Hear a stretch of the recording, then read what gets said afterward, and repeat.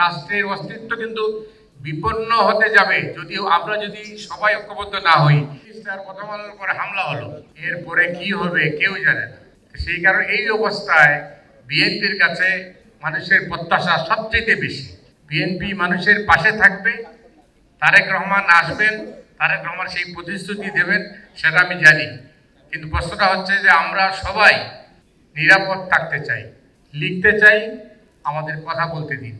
আপনারা যদি এটা নিশ্চিত করেন সাধুবাদ জানাবো, আর না হলে আবারও হয়তোবা আমরা আপনাদের সমালোচনা করব। কিন্তু এই সমালোচনা যেন হঠকারিতায় পরিণত না হয়, সেই দিকটাও আমাদের দেখতে হবে। সেই অবস্থায় আমার মনে হয় আমরা যারা এখানে আজকে সমবেত হয়েছি, আমাদের সহকর্মীরা সবাই এই কথাই বলবেন যে আগামী দিনে চ্যালেঞ্জ যেটা আসছে সেই চ্যালেঞ্জ মোকাবেলা করতে হলে আমাদের সবাইকে ঐক্যবদ্ধভাবে এই রাষ্ট্রের অস্তিত্ব কিন্তু বিপন্ন হতে যাবে আমরা যদি সবাই ঐক্যবদ্ধ না হই, রাষ্ট্র বিপন্ন হয়ে যাবে। সেই রাষ্ট্রের অস্তিত্ব যদি বিপন্ন হয়ে যায় তাহলে আমরা কেউই থাকবো না। আগামী দিনের সুন্দর ভবিষ্যৎ, তারেক রহমানের আগমনকে আমি শুভেচ্ছা জানাই। আমি মনে করি তিনি আসলে বাংলাদেশের চেহারা হয়তো বা পাল্টে যাবে। অনেক অনেক ধন্যবাদ।